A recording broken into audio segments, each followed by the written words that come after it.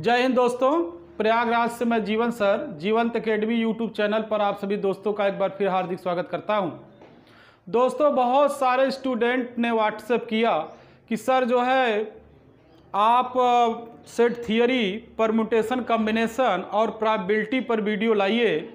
तो उसको ध्यान में रखते हुए आज की क्लास हम सेट थियरी पर करेंगे और बीच बीच में सलूशन हमारा जो स्टार्ट किए हैं पेपर का वो चलता रहेगा, एज ए प्रैक्टिस वो चलता रहेगा। और हम सेट थियरी पर भी कॉन्सेप्ट लाएंगे, प्रोबेबिलिटी पर भी लाएंगे, परम्यूटेशन कॉम्बिनेशन पर भी लाएंगे, क्योंकि बगैर इन चैप्टर को पढ़े आप सिलेक्शन नहीं पा सकते। तो अच्छे ढंग से, बेहतर ढंग से इसको आपको पढ़ाया जाएगा। मेरे साथ जुड़े रहिएगा। आज की क्लास में दोस्तों हम स्टार्ट कर रहे हैं सेट थियरी पर और भी आगे काम करेंगे, वीडियो लाएंगे आपके लिए, ताकि आप सेट थियरी का क्वेश्चन आपका ना छूटे प्रतियोगी परीक्षा में। तो आइए स्टार्ट करते हैं। कॉन्सेप्ट आपको समझाते हैं सेट क्या है। सेट की परिभाषा पे हम आते हैं दोस्तों। पहले इसको परिभाषित करते हैं। तो वस्तुओं के सुपरिभाषित समूह या संग्रह को समुच्चय कहते हैं। सेट का मतलब दोस्तों समुच्चय होता है। तो वस्तुओं के सुपरिभाषित समूह या संग्रह को समुच्चय कहते हैं। यहाँ पर हमने सेट की डिफिनीशन लिखी है दोस्तों। वस्तुओं के सुपरिभाषित समूह या संग्रह को समुच्चय कहते हैं। वेल डिफाइंड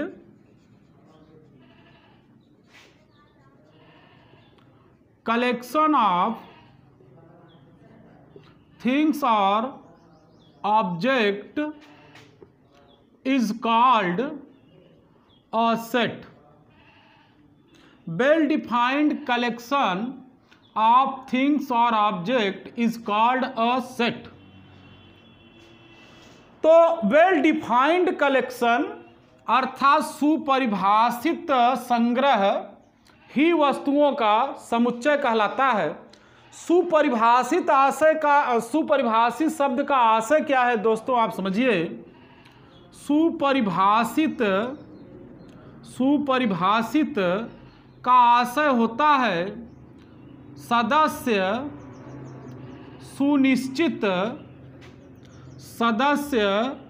सुनिश्चित एवं सुस्पष्ट हों। सदस्य समुच्चय सेट के सदस्य सुनिश्चित और सुस्पष्ट हों, यह सुपरिभाषित का आशय हुआ। इसको हम वेल डिफाइंड बोलते हैं दोस्तों। वेल डिफाइंड, तो वेल डिफाइंड का आशय हुआ कि जो समुच्चय के सदस्य हैं, जिनको हम एलिमेंट बोलते हैं, सदस्य को ही अवयव या एलिमेंट बोलते हैं, तो वो सुनिश्चित और सुपरिभाषित तो हों। दोस्तों, ये तो परिभाषा की बात हो गई। व्यवहारिक जीवन में हम समझ सकते हैं कलेक्शन शब्द यहाँ पर हमने लिखा है। तो कलेक्शन का मतलब होता है संग्रह। ऑब्जेक्ट का या वस्तुओं का जो संग्रह है वही समुच्चय है। वो संग्रह आपका किसी भी प्रकार की वस्तु का हो सकता है। तो आपको हम समझाते हैं। जैसे मान लीजिए हमने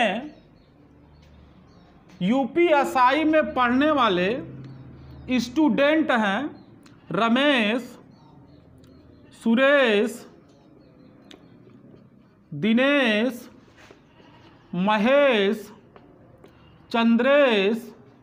इनका हमने कलेक्शन किया। इन स्टूडेंट को एक क्लास में हमने बैठा दिया। दोस्तों आप ध्यान समझिएगा। छोटी सी क्लास मेरी है, उसमें रमेश, सुरेश, दिनेश, महेश, चंद्रेश स्टूडेंट हैं, सदस्य है। उस क्लास में हमने बैठा दिया है।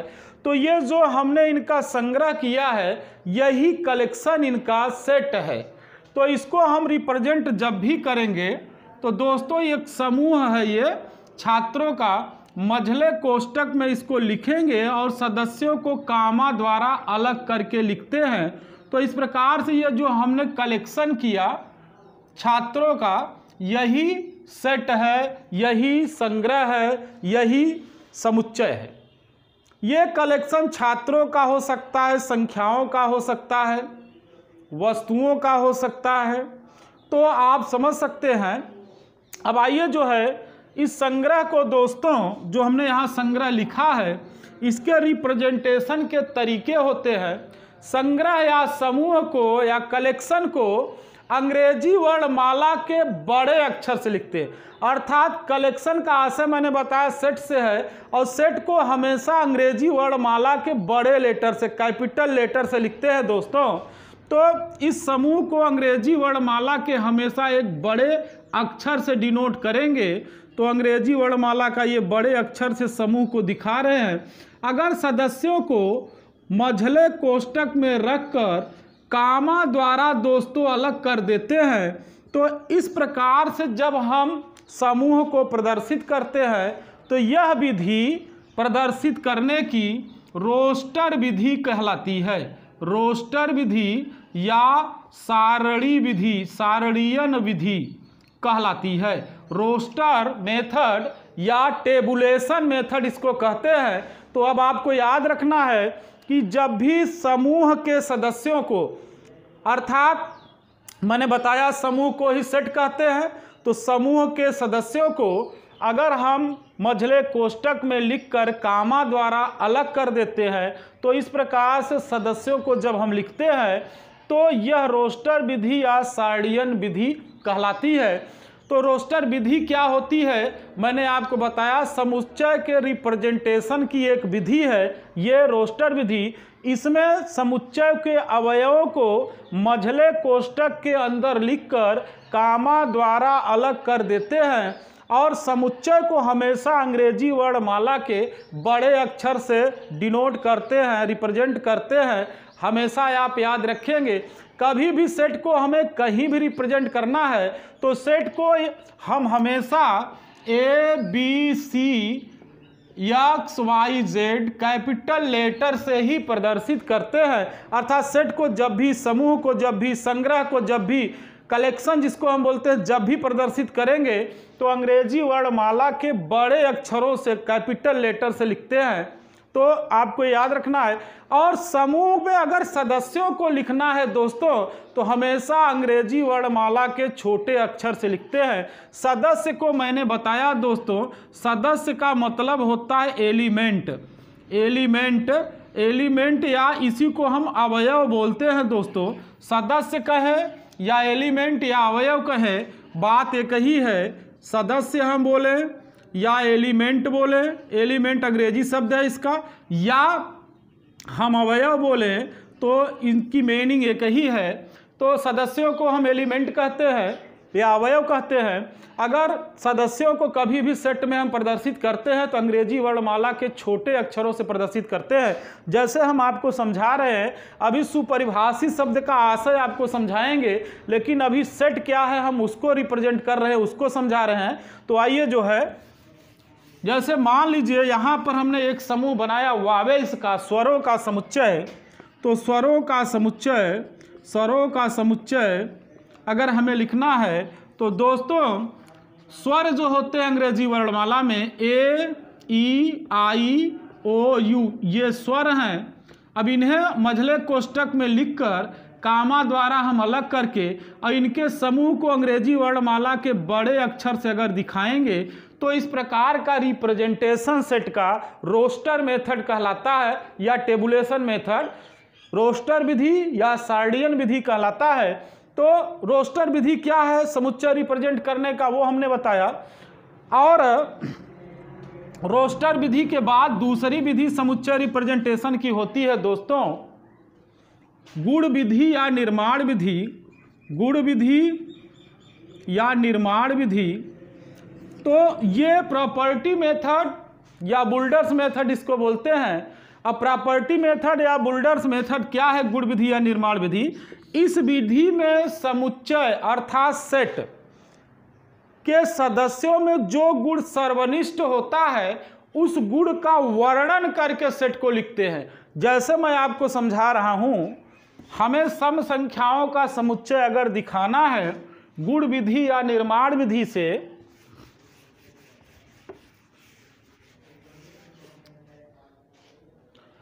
गुण विधि या निर्माण विधि से हमें धन संख्याओं का समुच्चय दिखाना है, सम संख्याओं का समुच्चय दिखाना है, विषम संख्याओं का समुच्चय दिखाना है, तो हम कैसे दिखाएंगे?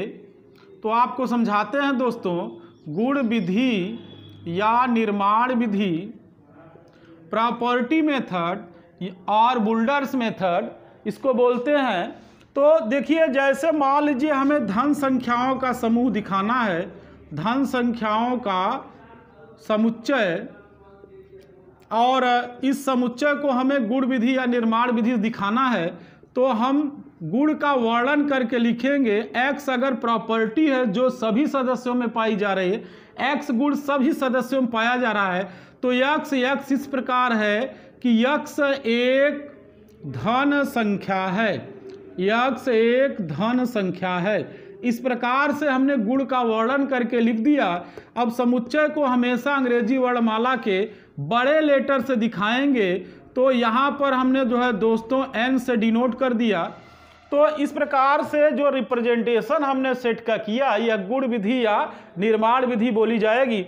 इसको अगर हम रोस्टर मेथड से लिखेंगे दोस्तों, तो आप समझ सकते हैं कि धन संख्याओं की बात की जा रही, तो धन संख्याओं का गुण जितनी संख्याओं में सबको लिखेंगे, तो 1 2 3 4 5 6 इस टाइप से अप टू इनफाइनाइट। तो ये आपका गुण या निर्माण विधि से हमने धन संख्याओं के सेट को दिखाया है, और यहाँ पर हमने रोस्टर मेथड से दिखाया है। समुच्चय रिप्रेजेंटेशन के दो मेथड है, एक मैंने बताया रोस्टर विधि या सार्डियन विधि, दूसरा मैंने बताया गुण विधि या निर्माण विधि। तो गुण विधि या निर्माण विधि में समुच्चय में जो गुण उभयनिष्ठ होता है उसका वर्णन करके हम लिखते हैं सर्वनिष्ठ गुण का। आइए जो है एक और उदाहरण उठाते हैं। जैसे हमें गुण विधि या निर्माण विधि में सम संख्याओं का समुच्चय दिखाना है, तो सम संख्याओं का समुच्चय अगर हम गुण विधि या निर्माण विधि में दिखाएंगे दोस्तों, तो इवन नंबर्स का समुच्चय दिखाना, तो x सच दैट x सम संख्या है। तो इतना लिख देने का मतलब ये हुआ कि हम सम संख्याओं की बात कर रहे हैं, अर्थात सम संख्याओं का गुण जितनी संख्याओं में है सबको लिखेंगे। तो ये विधि हमारी गुण विधि या निर्माण विधि हो गई। अगर इसको रोस्टर मेथड से लिखना है दोस्तों, तो सम संख्याओं में लिखेंगे 2 4 6 8 10 अप टू इनफाइनाइट। तो ये तो गुण विधि निर्माण विधि से हमने लिखा, और ये मेथड हमारा हो गया, ये रोस्टर मेथड हो गया दोस्तों। तो इस प्रकार से समुच्चय के प्रदर्शन की या रिप्रेजेंटेशन की दो विधियां हैं, एक गुण विधि या निर्माण विधि और दूसरा मैंने बताया रोस्टर मेथड या टेबुलेशन मेथड, रोस्टर विधि या सार्डियन विधि। तो समुच्चय निर्माण की दो विधियां हुई, और मैंने ये भी बताया समुच्चय को हमेशा अंग्रेजी वर्णमाला के बड़े अक्षर से डिनोट करते हैं, प्रदर्शित करते हैं। अर्थात जब भी समुच्चय को हम प्रदर्शित करेंगे तो अंग्रेजी वर्णमाला के बड़े अक्षर से, और उसके सदस्यों को या अवयवों को अंग्रेजी वर्णमाला के छोटे लेटर से, स्मॉल लेटर से लिखेंगे दोस्तों। तो अब आपको समुच्चय क्या है, उसको कैसे प्रदर्शित करते हैं, ये हमने बताया। समुच्चय में एक शब्द का प्रयोग किया गया, सुपरिभाषित शब्द का। तो थोड़ा सा हम प्रकाश डाल देते हैं, सुपरिभाषित का मतलब क्या है। सुपरिभाषित का आशय है दोस्तों कि अवयव अर्थात सदस्य सुनिश्चित हों, अर्थात जो समुच्चय में अवयव लिख रहे हैं उनमें निश्चितता हो और सुस्पष्ट हो, सुनिश्चित और सुस्पष्ट हो। अर्थात समुच्चय या सेट के जो सदस्य हैं, अवयव का आशय मैंने बताया सदस्य होता है, इसको एलिमेंट बोलते हैं। तो ये सुनिश्चित और सुस्पष्ट हो, अर्थात अवयव में स्पष्टता हो, स्पष्ट रूप से हम बता सके उनके विषय में कि वो सदस्य अमुक सेट में है कि नहीं है, ये बात हम कर रहे हैं। तो अब देखिए जो है, और सुपरिभाषित का आशय कि उनमें उनको क्रमबद्ध ढंग से लिखा गया हो, सदस्यों में मतलब को लिखते समय क्रम का ध्यान रखा गया हो, स्पष्टता हो सदस्यों में। जैसे अगर मान लीजिए एक कक्षा में 5 छात्र बैठे हैं, 5 छात्रों में 2 छात्र ऐसे हैं जिनका नाम मोहन है, तो अगर हम समुच्चय को प्रदर्शित करेंगे। जैसे मान लीजिए कक्षा के 5 छात्रों को मैं लिख रहा हूं।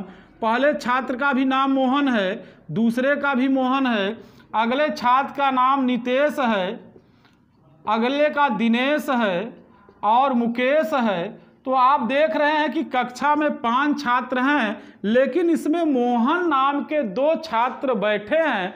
तो अगर सेट के रूप में लिखेंगे तो हम सेट में एक बार ही एक सदस्य को स्थान देते हैं। तो अगर इसका सेट बनाएंगे क्लास का, तो यहाँ पर मोहन लिखेंगे, मोहन के बाद नितेश लिखेंगे, नितेश के बाद दिनेश लिखेंगे, दिनेश के बाद मुकेश लिखेंगे। तो इसमें दोस्तों मोहन को हमने एक बार ही लिखा। सेट में किसी भी सदस्य को एक बार ही स्थान दिया जाता है, समूह में दोबारा नहीं दिया जाता। आपको याद रखना है कि जब भी सेट को हम रिप्रेजेंट करेंगे, प्रदर्शित करेंगे, तो एक सदस्य को एक ही बार लिखेंगे। तो यहाँ पर हमने मोहन को तो लिख दिया, लेकिन हमने किस मोहन की बात किया, क्योंकि क्लास में 2 मोहन थे, तो कौन से मोहन की बात की गई इसमें स्पष्टता नहीं है। क्योंकि क्लास में 5 सदस्य थे, हमने 4 को स्थान दिया, एक मोहन हमने नहीं लिखा है, वो कौन सा मोहन था, किसकी बात की गई उसमें स्पष्टता नहीं है। तो इस प्रकार से ये सेट सुपरिभाषित नहीं होगा। तो क्लास में जितने सदस्य हैं उनमें स्पष्टता हो सेट बनाते समय। मोहन पांडे हो सकता है, मोहन यादव हो सकता है, इस प्रकार से अलग अलग नाम होते, तो यहाँ पर हम डिनोट कर देते तो ये परिभाषित हो जाता। तो सदस्यों में सुस्पष्टता होनी चाहिए। आइए जो है आगे चलते हैं दोस्तों।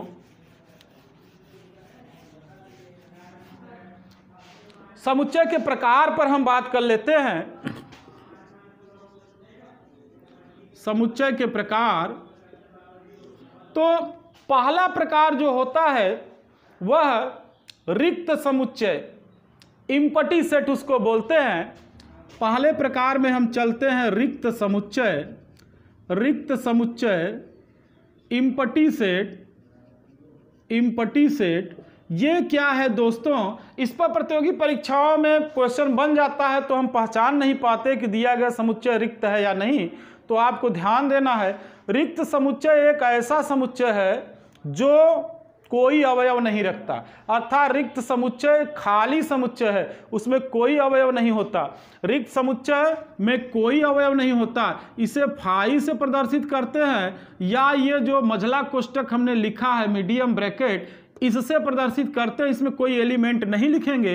तो रिक्त समुच्चय एक ऐसा समुच्चय है जिसमें कोई अवयव नहीं होता, और कोई भी असत्य कथन हमेशा रिक्त समुच्चय बनाता है। जैसे मैं कह दूं कि उन ग्रहों का समुच्चय, उन ग्रहों का समुच्चय जिनकी परिक्रमा सूर्य करता है, बनाओ। तो अब आपको ये समझ में आ जाना चाहिए कि उन ग्रहों का समुच्चय जिनकी परिक्रमा सूर्य करता है वो बनाना है। तो सूर्य किसी भी ग्रह की परिक्रमा नहीं करता, बल्कि सभी ग्रह सूर्य की परिक्रमा करते हैं। अतः एक असत्य कथन है। तो यह जो सेट बनेगा ये हमेशा दोस्तों रिक्त समुच्चय बनेगा, ये इसमें कोई एलिमेंट नहीं होगा इस सेट में। तो रिक्त समुच्चय में कोई अवयव नहीं होता, तो प्रत्येक असत्य कथन हमेशा रिक्त समुच्चय बनाता है। जैसे मैं दूसरा उदाहरण आपको समझा रहा हूं, आपको दे दिया a बराबर x such that x square बराबर 16, x बराबर ±5। तो यहाँ पर दोस्तों आपको ध्यान देना है कि एक्स स्क्वायर अगर 16 होगा तो x कभी भी ±5 नहीं होगा, क्योंकि 16 का वर्गमूल 4 होगा। अगर x स्क्वायर 16 है तो x ±4 होगा, जबकि यहाँ पर दिखाया जा रहा है कि x ±5 है। तो यह एक रिक्त समुच्चय है, एक रिक्त समुच्चय है। अर्थात इस प्रकार का स्टेटमेंट कहीं लिखा है तो यह रिक्त समुच्चय बनाता है। तो कोई भी असत्य कथन हमेशा रिक्त समुच्चय बनाता है। रिक्त समुच्चय को फाई से डिनोट करते हैं, प्रदर्शित करते हैं, हम मझले कोष्टक से दिखाते हैं, तो आप इसे याद रखेंगे। आइए दूसरे प्रकार के सेट पर चलते हैं दोस्तों।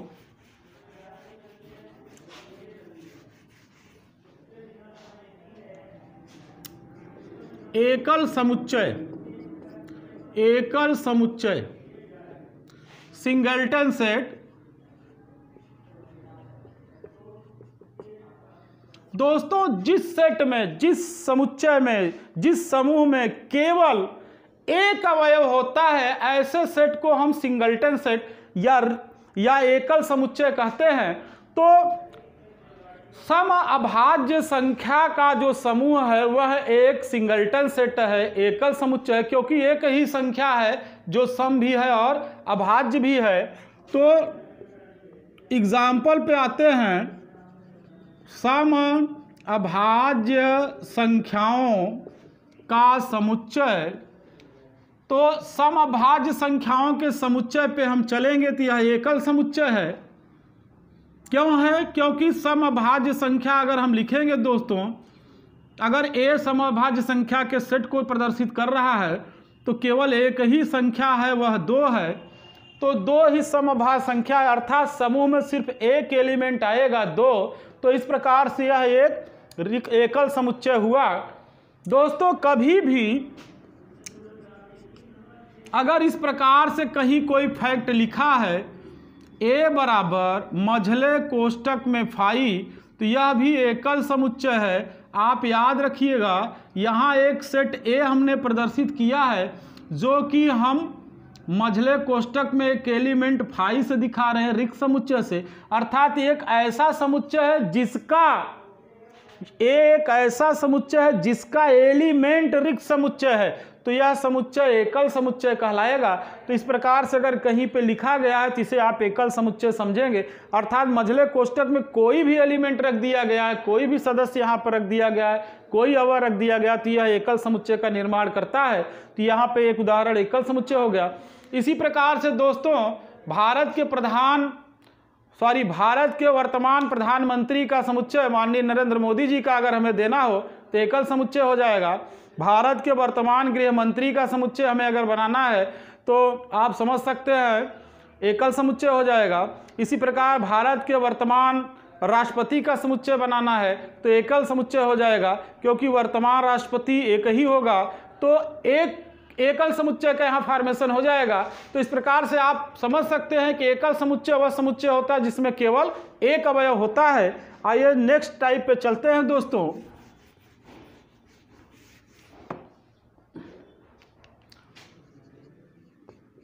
परिमित समुच्चय।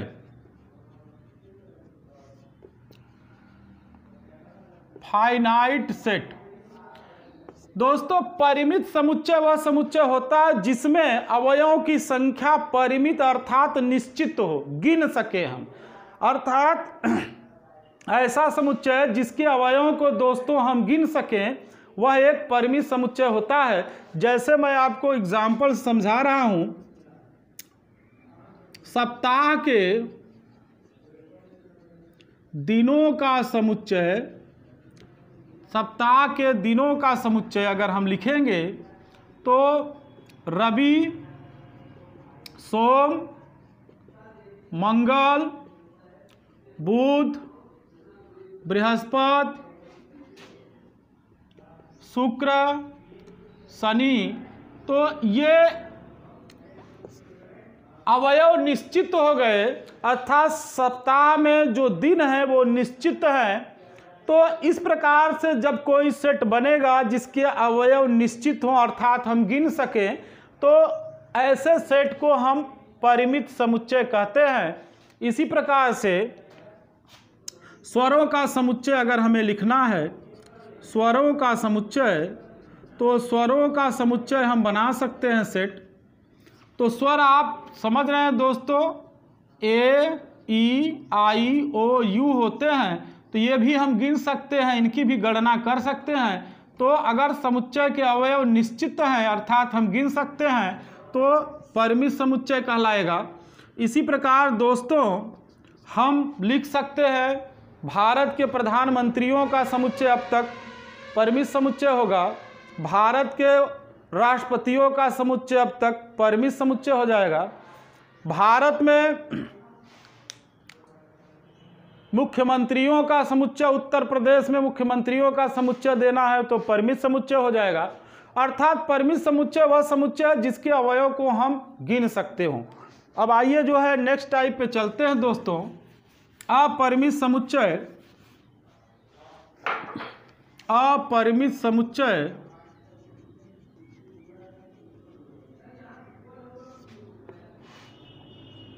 इनफाइनाइट सेट, इनफाइनाइट सेट ऐसा समुच्चय जिसके अवयवों को गिना ना जा सके, अर्थात समुच्चय में अवयवों की संख्या अनिश्चित हो, तो ऐसा समुच्चय हमेशा दोस्तों अपरिमित समुच्चय कहलाता है। जैसे हमने लिख दिया सम संख्याओं का समुच्चय, सम संख्याओं का समुच्चय। तो सम संख्याओं का समुच्चय दोस्तों अगर हम लिखेंगे तो आपको मालूम है सम संख्याएं 2, 4, 6, 8, 10 इस टाइप से इनफाइनाइट तक होती हैं, अनंत तक होती है, इनकी गणना नहीं की जा सकती। तो इस प्रकार का सेट अपरिमित समुच्चय होगा, इनफाइनाइट सेट होगा। इसी प्रकार दूसरा उदाहरण विषम संख्याओं का समुच्चय, विषम संख्याओं का समुच्चय अगर हम लिखें तो विषम संख्याएं जो होंगी 8 नंबर दोस्तों, 1, 3, 5, 7, 9 अप टू इनफाइनाइट, ये भी अपरिमित समुच्चय है। तारों का समुच्चय अगर हम लिखें तो अपरिमित समुच्चय होगा। तो इस प्रकार से जहां पर समुच्चय में अवयवों की संख्या हम गिन न सकें, अर्थात अवयवों की संख्या अनिश्चित हो, उसे ही अपरिमित समुच्चय कहते हैं। तो आप याद रखेंगे।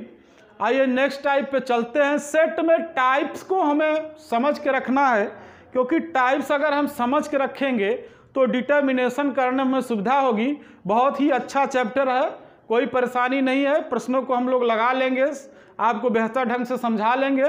पूरी वीडियो को आप देखिए, ध्यान से समझिए। अगर कहीं प्रॉब्लम होती है तो फिर बार बार आगे पीछे करके देखिए दोस्तों। आइए जो है नेक्स्ट पे चलते हैं।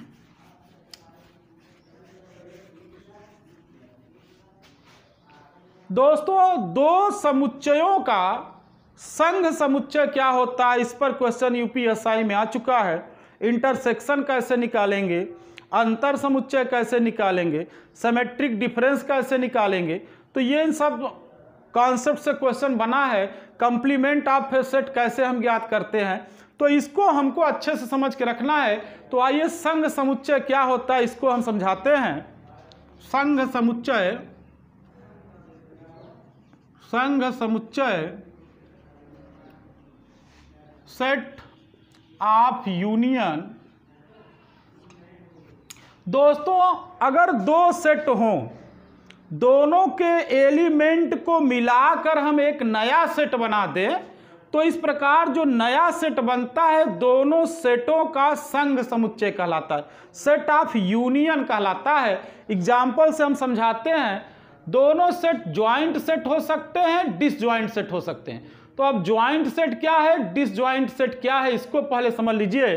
जैसे दो उदाहरण से हम समझाएंगे, एक एग्जाम्पल ज्वाइंट सेट से देंगे, एक डिसज्वाइंट सेट से देंगे, तो ये संघ समुच्चय क्या है आप बेहतर समझेंगे।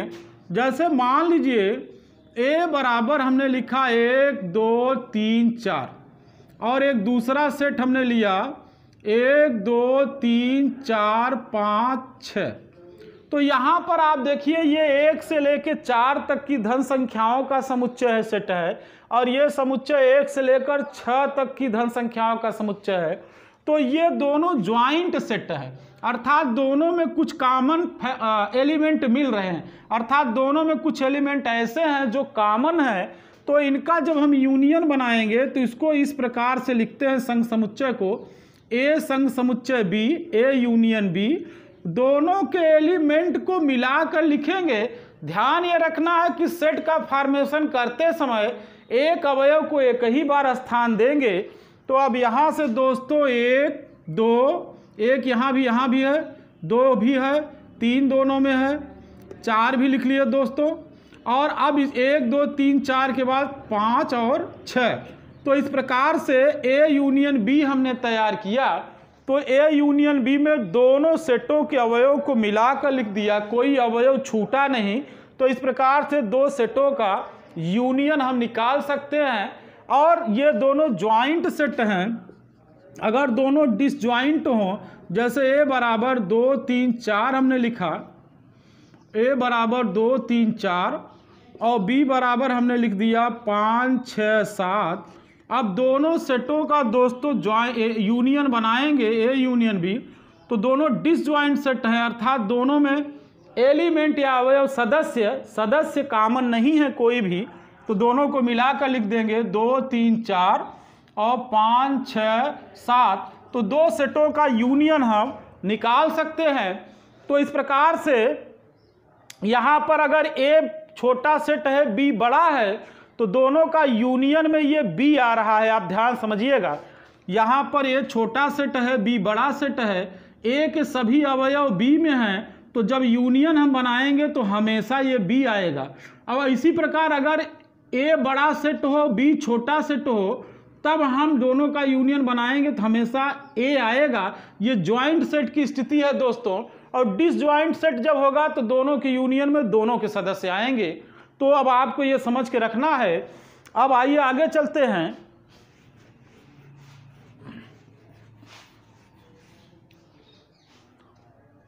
सार्वनिष्ठ समुच्चय, सार्वनिष्ठ समुच्चय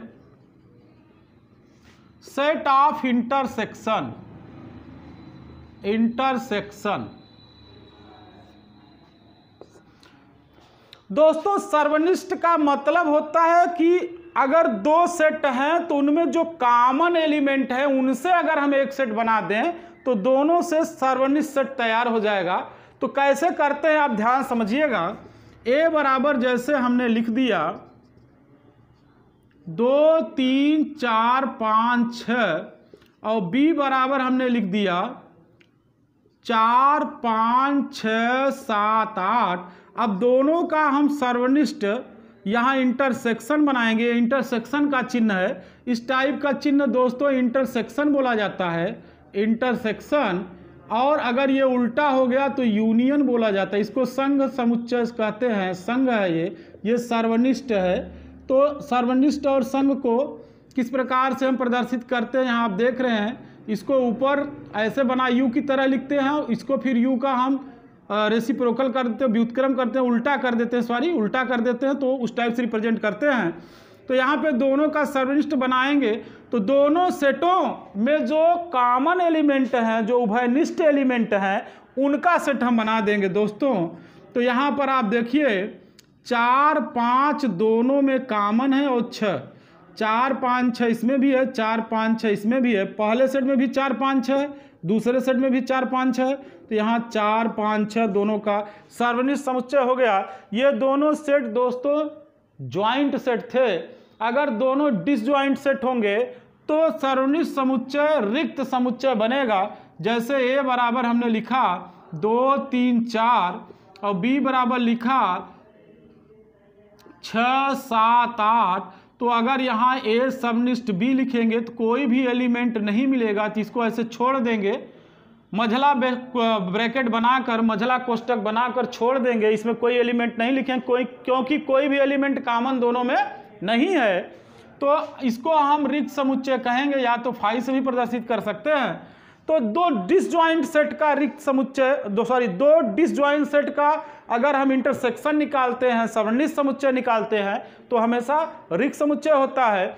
और दो ज्वाइंट सेट का अगर हम इंटरसेक्शन निकालते हैं तो दोनों में जो कॉमन एलिमेंट होता है उसको हम लिख देते हैं। तो इस प्रकार से दो समुच्चयों का यूनियन भी आप निकाल सकते हैं, इंटरसेक्शन भी निकाल सकते हैं। अंतर समुच्चय क्या होता है दोस्तों? अंतर समुच्चय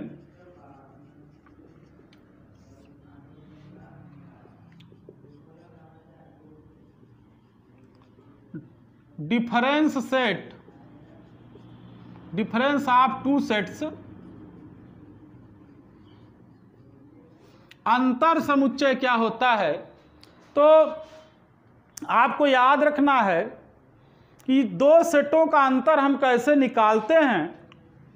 जैसे अगर दो सेट हैं दोनों का अंतर समुच्चय निकालना है, तो जो दोनों सेटों में कॉमन एलिमेंट हैं उन्हें छोड़कर हम अंतर समुच्चय लिखते हैं। तो ध्यान से आप समझिए, एग्जाम्पल समझा रहे हैं। जैसे a बराबर 1 2 3 4 5 है और b बराबर 4 5 6 7 है, तो हम a माइनस बी अगर निकालना चाहेंगे, a और b का अंतर समुच्चय, तो हमेशा ये जो पहला सेट है इसी का एलिमेंट लिखना है, लेकिन जो दोनों में कॉमन है उन्हें छोड़कर, तो यहाँ देखिए 4 5 दोनों में कॉमन है, तो a माइनस बी अगर लिखना है तो 4 5 को छोड़कर पहले सेट का ही एलिमेंट लिखेंगे, तो 1 2 3, तो ये a माइनस बी हुआ। अर्थात a माइनस बी जब भी लिखना है अंतर समुच्चय a और b का, तो a के ही एलिमेंट को लिखना है, लेकिन दोनों में जो कॉमन एलिमेंट है उन्हें छोड़कर a के एलिमेंट को लिखना है। इसी प्रकार अगर हम b माइनस a लिखेंगे तो b के एलिमेंट को लिखना है, जो दोनों में कॉमन है उन्हें छोड़कर b का एलिमेंट लिखना है। तो दोनों में कॉमन 4 5 है, तो अब इसे छोड़ देंगे 4 5 और b का एलिमेंट लिखेंगे तो 6 7। तो इस प्रकार से a माइनस बी और b माइनस a निकाल सकते हैं। अगर दोस्तों सममित अंतर समुच्चय निकालना है दोनों का, तो इन दोनों का यूनियन हम बना देते हैं, तो a और b का सममित अंतर समुच्चय बनता है। वो क्या है मैं आपको समझाता हूं।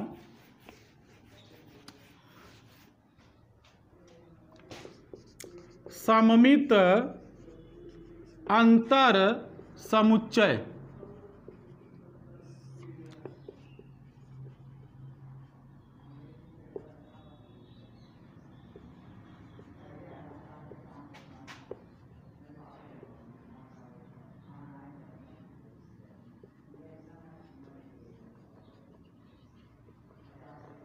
Symmetric difference of two sets. दो समुच्चयों का सममित अंतर कैसे निकालते हैं, तो आप ध्यान से समझेंगे। अभी जो एग्जाम्पल लिए थे उसी के माध्यम समझाते हैं। जैसे दोस्तों a बराबर हमने लिखा 1 2 3 4 5 6 7 और b बराबर हमने लिखा 4 5 या ऐसे लिख लेते हैं 6 7 8 9 10। तो पहले हम a माइनस बी निकालेंगे दोस्तों। तो a माइनस बी निकाल रहे हैं, एग्जाम्पल बदल गया है। तो हमें दोनों में जो कॉमन एलिमेंट है पहले उसको देखना पड़ेगा। तो 5 6 7, तो यहाँ 6 7 से शुरू है, 6 7 दोनों में कॉमन ने छोड़कर हमें पहले सेट का एलिमेंट ही लिखना है। तो 3 4 5 ये a माइनस बी हुआ। इसी प्रकार से दोस्तों अगर हम b माइनस ए लिखेंगे तो b के एलिमेंट लिखना है, दोनों में जो कॉमन ने छोड़कर, तो 6 7 दोनों में कॉमन थे, तो b का एलिमेंट हुआ 8 9 10। अब दोस्तों अगर a माइनस बी और b माइनस ए का यूनियन बनाएंगे तो a और b का सममित अंतर समुच्चय हमें मालूम हो जाएगा। तो उसको हम कैसे लिखते हैं, a सिमेट्रिक डिफरेंस b बराबर a minus B union b minus a। अर्थात a माइनस बी और b माइनस ए का यूनियन बनाएंगे तो a और b का सममित अंतर समुच्चय प्रदर्शित हो जाएगा। सममित अंतर समुच्चय का ये साइन है दोस्तों, a सिमेट्रिक डिफरेंस b इसको कहते हैं, a सिमेट्रिक डिफरेंस b। तो a माइनस बी हमने निकाला है, यहाँ पे देखिए 3 4 5 और इसका यूनियन बनाएंगे दोस्तों यहाँ पर 8 9 10 से।